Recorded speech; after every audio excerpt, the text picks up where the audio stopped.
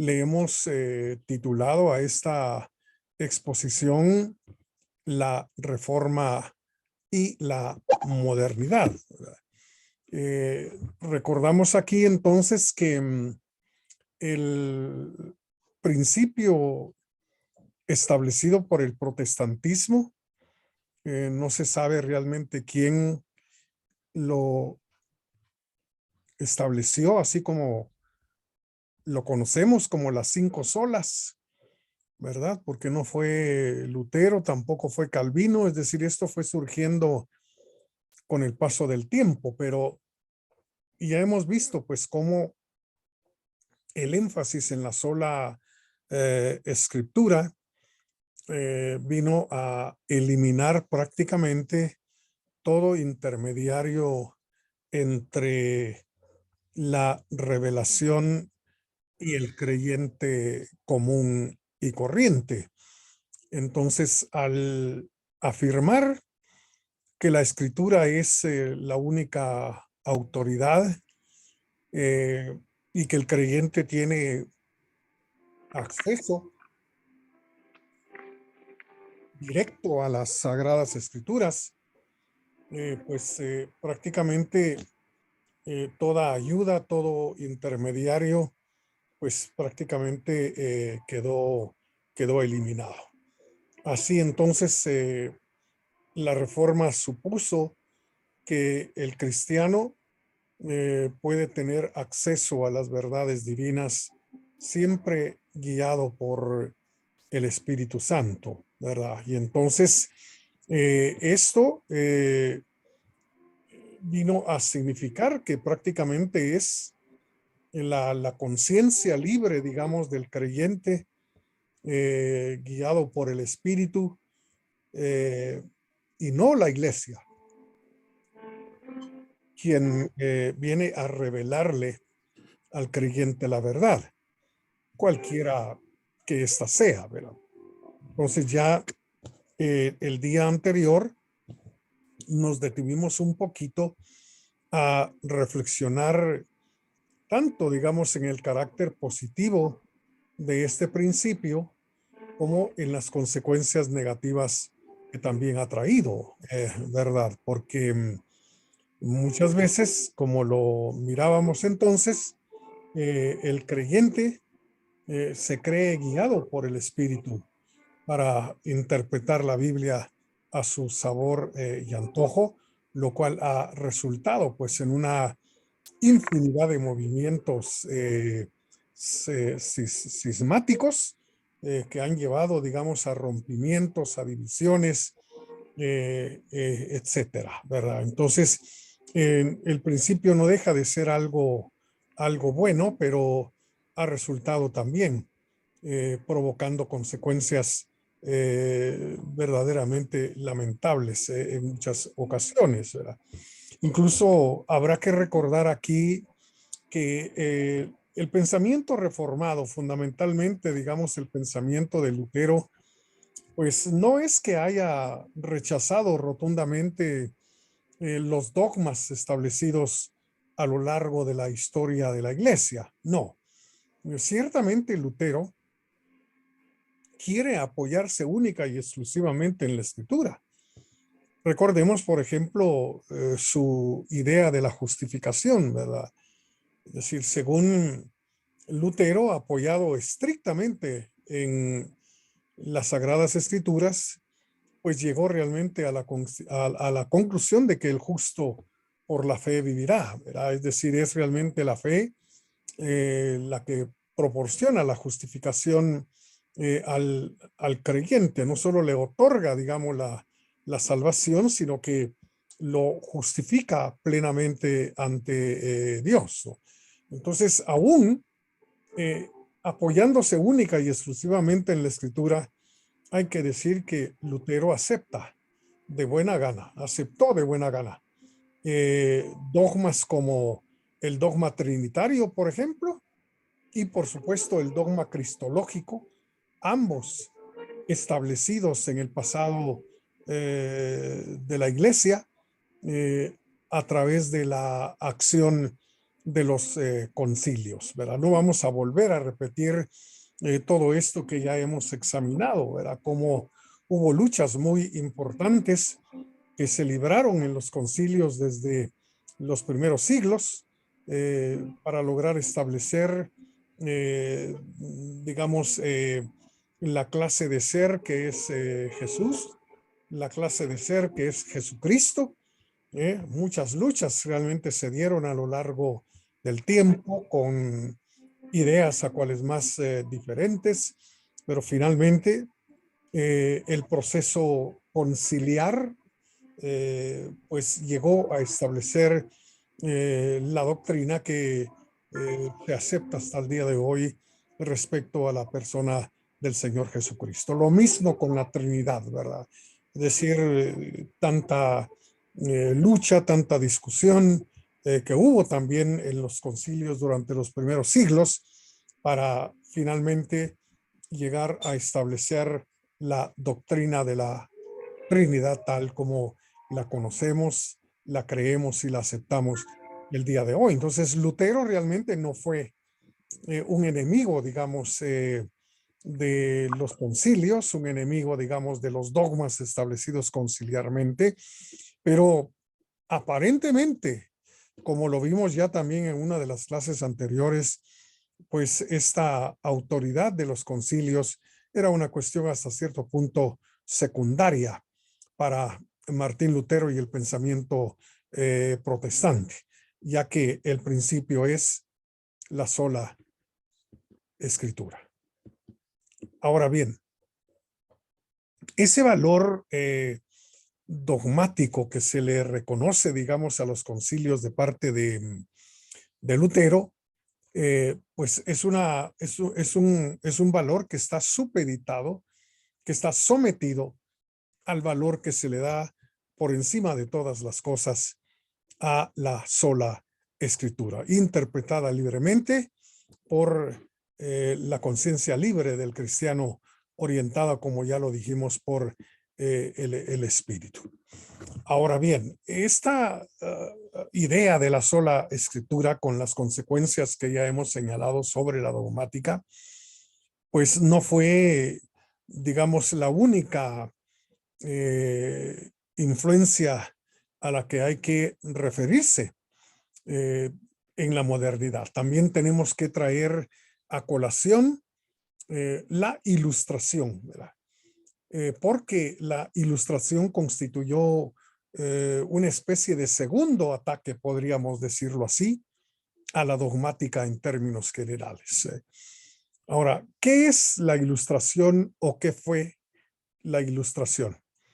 Bueno, a veces se le llama ilustración, a veces se le llama iluminismo también, pero en todo caso fue un movimiento filosófico que se dio en Europa, tanto en Francia como en Inglaterra, y consistió fundamentalmente en reconocer que la razón humana debe estar por encima de todas las cosas. Y el nombre de iluminismo o de ilustración obedece a la idea que se tenía en ese momento sobre la Edad Media, considerándola como una edad de oscuridad, una edad en la cual precisamente la fe y las creencias religiosas y la iglesia pues habían dominado la vida entera de los hombres y sobre todo su capacidad de pensar, ¿verdad? Estaba totalmente amarrada la capacidad de pensar de los seres humanos a la iglesia, a la autoridad, digamos, eclesiástica, a la fe, a la religión, en fin, etcétera. Y entonces, considerando que toda esa etapa era de oscuridad, a esta nueva etapa, digamos, en la historia de la filosofía se le dio el nombre de iluminismo o ilustración, porque se suponía que los hombres a partir de ese momento iban a ser iluminados por su propia capacidad racional. Y obviamente el movimiento ilustrado o el iluminismo, tanto en Francia como en Inglaterra, pues al darle importancia a la capacidad racional por encima de todas las cosas, convirtiendo la razón humana en el máximo tribunal que podía decidir sobre lo bueno y lo malo, lo justo y lo injusto, lo verdadero y lo falso, pues no dejó de pasar atropellando, digámoslo así, a la dogmática también, ¿verdad? Es decir, los hombres no querían que se les impusieran verdades en función de una autoridad, sino querían verdades de las que estuvieran convencidos a través de argumentos, a través de demostraciones, a través de pruebas, ¿no? Y entonces, claro, la ilustración o el iluminismo, como también se le conoce, ya lo hemos dicho, bueno, estuvo de alguna manera amparado ese movimiento filosófico también desde un punto de vista teológico, desde un punto de vista religioso. Y aquí el amparo, digamos, que recibió la ilustración o la ayuda, digamos, que recibió el iluminismo, bueno, provino por un lado del pietismo y por otro lado del humanismo, ¿verdad? Ambos realmente querían un evangelio de carácter simple, sencillo y sobre todo práctico, ¿verdad? Ahora, recordemos que el pietismo fue un movimiento protestante que se inició fundamentalmente en Alemania a finales del siglo XVII. Y claro, cobró fuerza en el siglo XVIII. También hubo un pietismo inglés muy importante, pero ambos, tanto el pietismo alemán como el pietismo inglés, compartían, digamos, ese punto de mira de querer un evangelio sencillo, muy simple y también de carácter práctico. Creo que hay cuestiones que explican el surgimiento del pietismo, ¿verdad? Que como su nombre lo indica, enfatizaba la piedad, la vida piadosa, ¿verdad? Y una, digamos, de las razones que dio pie al surgimiento del pietismo fue que, como todo lo que ocurre muchas veces con lo humano, la reforma comenzó siendo un movimiento de vida, un movimiento de experiencias espirituales muy profundas, pero después de 1517 y del paso realmente de un mínimo de 100 años, el movimiento reformado pues se convirtió, digamos, en una institución, ¿verdad? Una institución con características, podríamos decir, prácticamente de hierro, donde no cabían cambios, donde no cabían eh, opiniones diferentes ni distintas. Y entonces ese proceso de institucionalización, de formalización, ¿verdad? Pues fue matando definitivamente lo que antes había sido vida, lo que antes había sido una experiencia profunda de fe. Y entonces, en Alemania, dentro de la misma iglesia luterana, comenzó un movimiento por regresar al espíritu original de la reforma.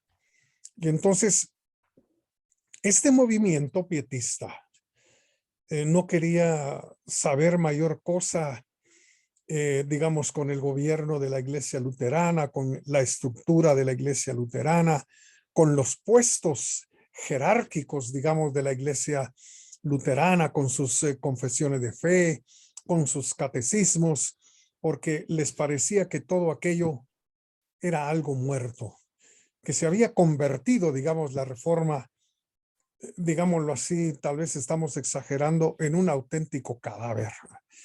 Y entonces, queriendo volver, digamos, al movimiento vital de los inicios de la Reforma Protestante, pues hubo creyentes dentro de la iglesia luterana que comenzaron a preferir reuniones en casas donde la gente se ponía, digamos, por una parte a leer la Biblia, a interpretarla, sin necesidad, digamos, de un teólogo, sin necesidad de un pastor formal, sin necesidad de la estructura de la iglesia, sino el creyente como tal, ¿verdad? Tratando de encontrar eh, vida, dinamismo en su propia fe, ¿no? Y entonces a eso realmente se le dio el nombre de un evangelio sencillo y práctico, ¿verdad? No queremos tantas doctrinas, no queremos tantas cuestiones, tanta catequesis. Lo que queremos definitivamente son experiencias espirituales de lo más Doctor, profundo. Sí, por favor, a ver. el, entendiendo que la reforma dio origen a lo que es el protestantismo y a Sí, separarse de la Iglesia Católica Romana, ¿verdad? En ajá, ese aspecto, el pietismo también es parte de lo que es el protestantismo. sí, Ahora bien, desde los inicios de la reforma y el crecimiento que fueron llevando las diferentes iglesias, como por ejemplo la metodista, las pentecostales, anglicanas, etcétera, estas iglesias volvieron a caer en una especie como de sistema o norma similar a la iglesia de la cual se desprendieron. eso es correcto. Así es. Eso es Entonces el correcto. pietismo está tratando de quitarle peso de más a lo que es en sí el desarrollo del protestantismo y su evangelio. Pero me llama la atención qué papel juega el humanismo allí. Ah, muy bien, muy bien. Bueno, el humanismo hace girar, digamos, todo alrededor del ser humano, alrededor del hombre, digamos, ¿eh? Por eso se llama humanismo. Y entonces el humanismo tuvo una influencia muy, muy, muy particular, digamos, tanto sobre el pietismo como esa actitud en contra de la dogmática, porque, digamos, al hacer girar al hombre alrededor del dogma, pues aquello pierde vitalidad y pierde dinamismo, ¿no? Entonces, lo que se quería era poner las cosas al revés, en lugar de que el hombre girara, el hombre y su vida girara alrededor del dogma o de las creencias, querían hacer girar las creencias y el dogma alrededor del ser humano, en este caso del ser humano creyente, cristiano, ¿no? Y entonces, en ese sentido, tanto el pietismo como el humanismo religioso, cristiano en este caso, pues verá, bueno, estaban procurando reavivar algo que consideraban que estaba prácticamente cadaverizado, ¿verdad? Demasiado formalismo, demasiada estructura, demasiada organización. Entonces, lo que deseaban era volver realmente a una experiencia de carácter vital, ¿verdad? No queremos creencias, queremos vida, ¿verdad? No queremos dogma. Lo que queremos son experiencias espirituales de lo más profundo. Esa es la idea realmente fundamental que tanto el pietismo y el humanismo están sosteniendo en este momento. Pero no sé si esto ayuda a aclarar un poco la cosa. Me ayuda un poquito, pero de parte del pietismo, pues sí está un poquito más entendible. Sí. Ahora bien, el humanismo y actual para nuestro tiempo da la impresión que el ser humano eh, considera que la iglesia es un mecanismo de manipulación, de Ujú. control, de dominio, de subyugación, al punto que evitan que las personas piensen. Ajá. Por eso es que el teólogo no cuadra dentro de la iglesia, ¿verdad? Porque él Ujú, piensa, él analiza, él ujú, reflexiona, él medita, él no se deja llevar por las emociones, él trata de analizar a la luz de las escrituras, ¿verdad? Realmente, si tal movimiento, si tales prédicas, si tales situaciones que se están dando son realmente dadas por el Espíritu. ujú, Entonces, el humanismo a mí me da la impresión que está queriendo como tratar de demostrar de que realmente aquí sí pensamos nosotros, ustedes como iglesia no los hacen, no los dejan pensar, sino que los tienen como adoctrinados y lo que diga fulano, eso es.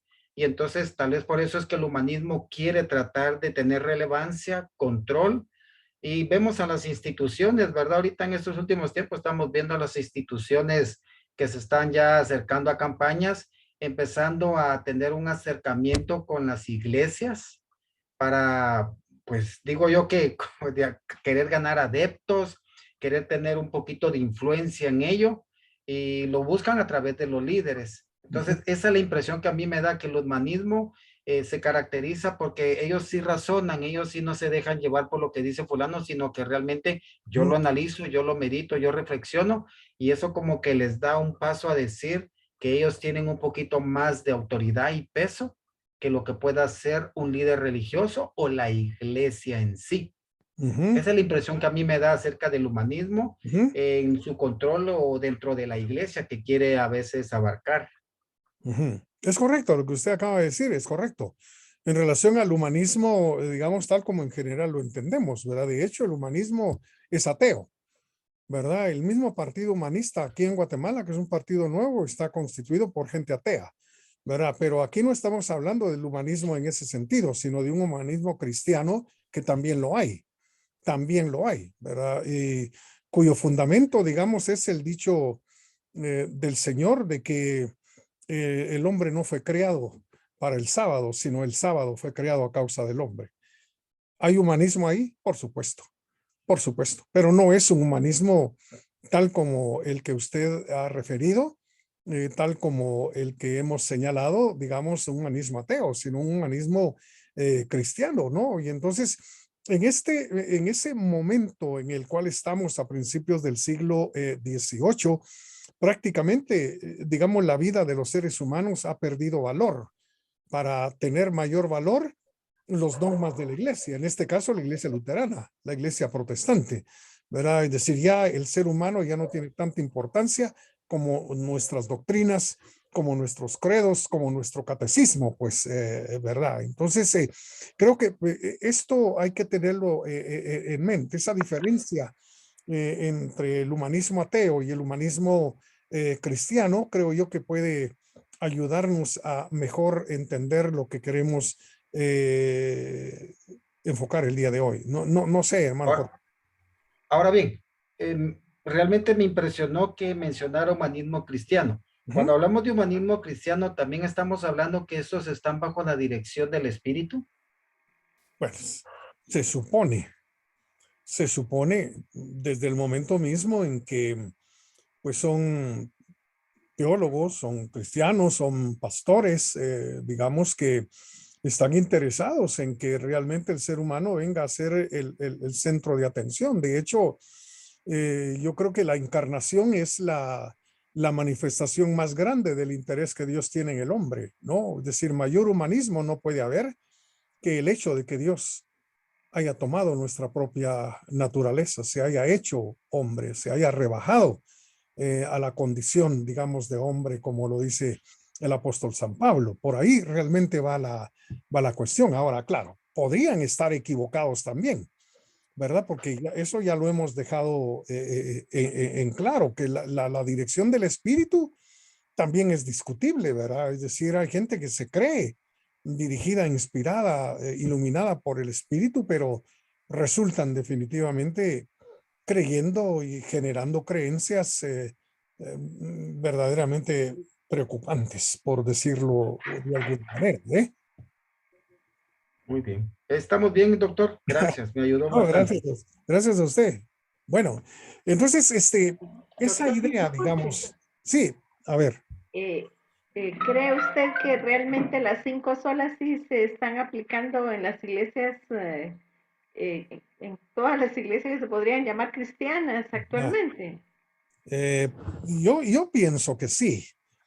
Yo pienso que sí. Ahora, lo que tenemos nosotros que hacer, y creo que es nuestra obligación, es analizar en qué sentido realmente las 5 solas se están aplicando, ¿verdad? Porque ciertamente la sola fe, pero ¿cómo define el líder de esta iglesia la fe? ¿Verdad? Ciertamente solo la escritura, pero ¿cómo interpreta la escritura el líder de esta denominación o de esta organización? ¿Verdad? Entonces, creo que es lo que tenemos que hacer, ¿verdad? Probablemente, insisto, las 5 solas están activas en el movimiento evangélico en términos generales, pero ¿de qué modo? ¿De qué manera? ¿Y cómo es que se entienden realmente las 5 solas y cómo se aplican, digamos? Creo que ese es el problema realmente Claro, fundamental. No lo sé. tal vez la interpretación o la aplicación en cada Ujú, iglesia es diferente. ujú.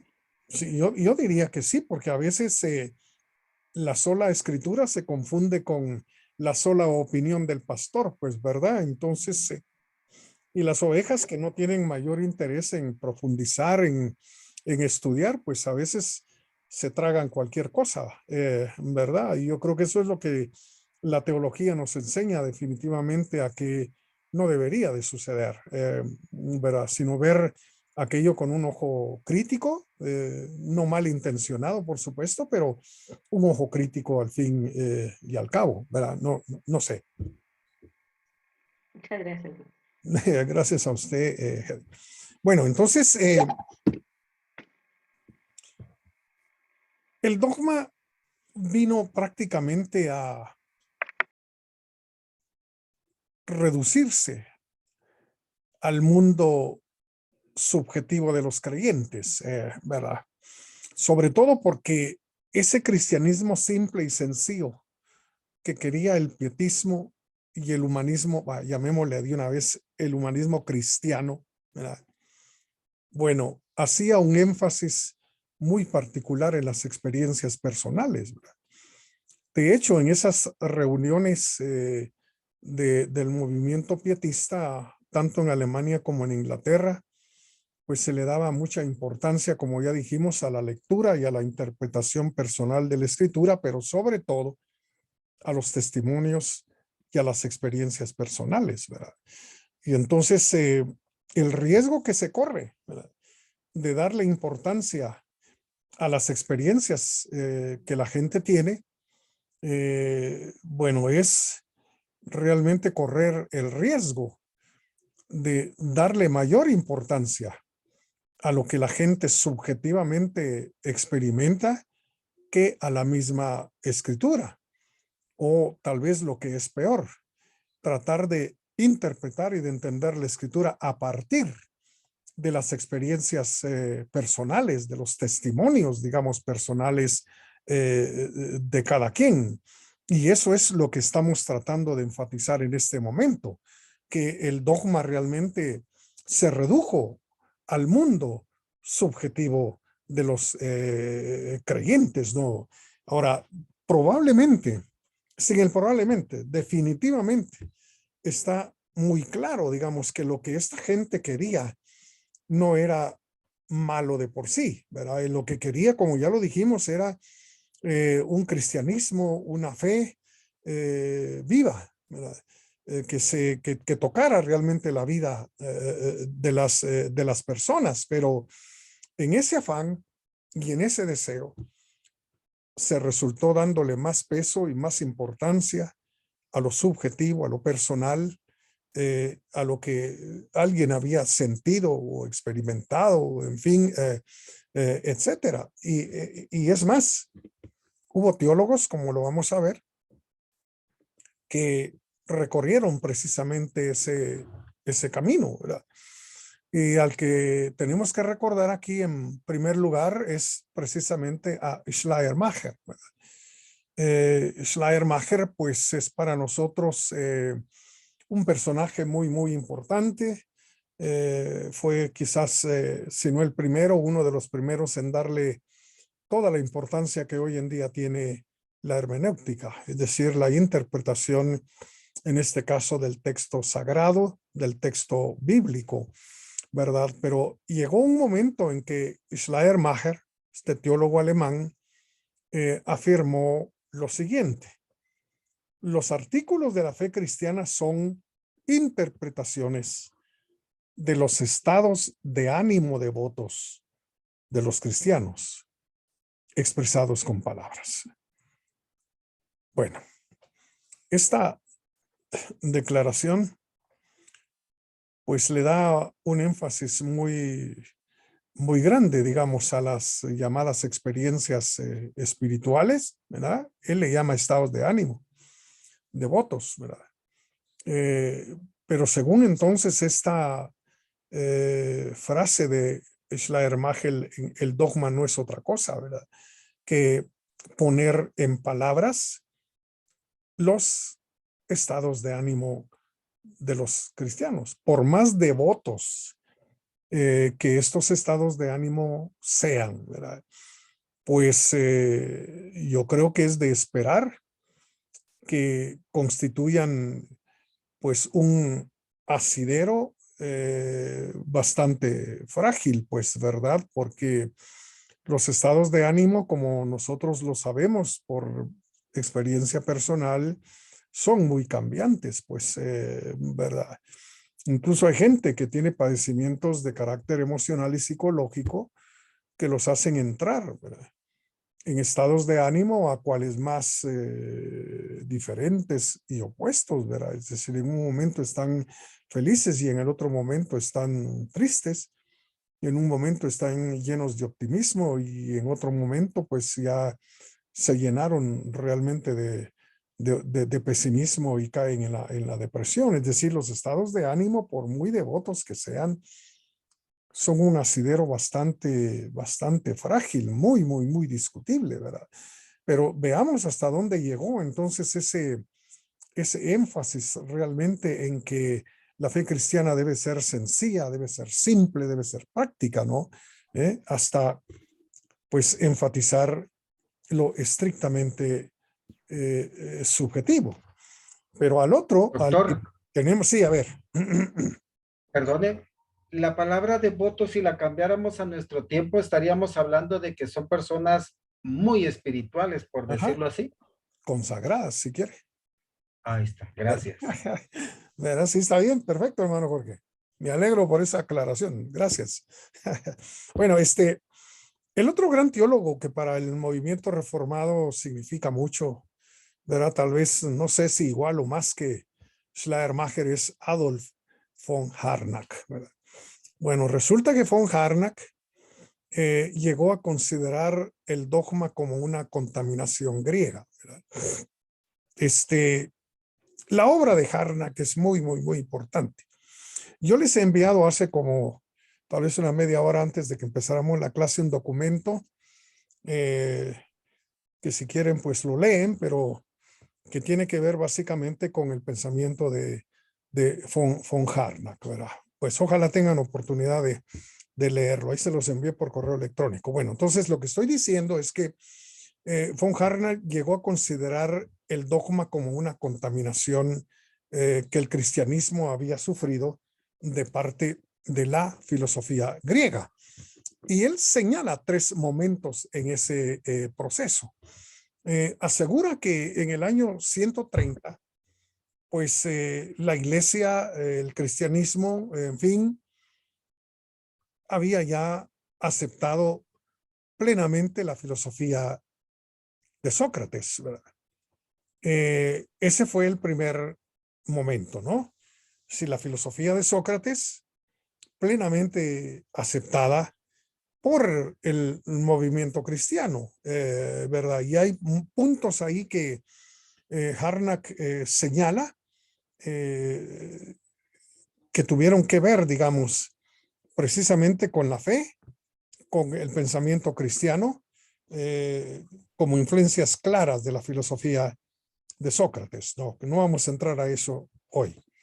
Bueno, del 220 al 230, dice Harnack, pues la iglesia, el cristianismo, en fin, etcétera, absorbió plenamente todo lo griego, ¿verdad? Y por supuesto, para el año 300, dice Harnack, la iglesia ya estaba totalmente helenizada. Y entonces una de las grandes tareas que llevó a cabo von Harnack fue precisamente la de tratar de diferenciar lo griego, lo helénico, lo filosófico procedente de Grecia, del auténtico mensaje evangélico, ¿verdad? Es decir, una tarea verdaderamente ardua, una tarea científica también, digamos, hasta cierto punto, porque tenía que ver con los textos en los idiomas originales, arameo, hebreo y griego, ¿no? Y entonces, pues bueno, Harnack se echó encima esa enorme tarea. Y entonces llegó realmente a la conclusión Harnack de que ni las reglas de fe de la iglesia primitiva y tampoco, digamos, el aspecto jurídico y organizacional, podríamos agregar aquí, porque él lo menciona también, ni su aspecto jurídico ni su aspecto organizacional se fundan en la enseñanza de Jesús, ¿verdad? Entonces, hay aquí una diferencia, ¿no? que von Harnack quiere hacer. Lo que los evangelios dicen, que tiene que ver con el pensamiento de la iglesia primitiva, y lo que Jesús estrictamente enseñó, ¿verdad? Entonces, según él, las reglas de fe de la iglesia primitiva no tienen casi nada que ver con la enseñanza de Jesús de Nazaret. Y tampoco, digamos, las leyes propias de la iglesia y su organización, ¿verdad? Tampoco tienen nada que ver con el mensaje expresado por Jesús de Nazaret, ¿verdad? De hecho, una de las obras, digamos, a las que se refiere el texto que les he enviado es esta de Adolf von Harnack, La esencia del cristianismo, ¿verdad? Una obra que está fácil de encontrar en internet, ¿verdad? Y entonces donde Harnack hace precisamente esa diferencia entre lo que llegó a pensar la iglesia primitiva, su organización, sus leyes, en fin, etcétera, y lo que Jesús de Nazaret vino realmente a enseñar, ¿no? Entonces, de hecho, hay que recordar que una de las grandes tareas en este caso al que nos estamos refiriendo, llevadas a cabo por von Harnack, fue también la reconstrucción del llamado texto fuente Q, ¿verdad? Que se dice que es la base del Evangelio de Mateo y del Evangelio de Lucas, ¿no? Y entonces, claro, el trabajo llevado a cabo en este sentido por von Harnack fue un trabajo científico verdaderamente monumental, ¿no? Entonces, el interés, digamos, de von Harnack fue siempre tratar, digamos, de dejar en claro que lo que se conoce y se sabe como dogma, en realidad fue producto de esa contaminación que el cristianismo y el pensamiento cristiano fundamental sufrió de parte de la filosofía griega. Bueno, para terminar, quiero también hacer referencia a esta obra, Historia del Dogma, de Harnack. Lamentablemente no hay edición en español. Es una obra en varios volúmenes, pero si pueden leer un poco de inglés, pues también es una obra que se puede encontrar fácilmente en internet.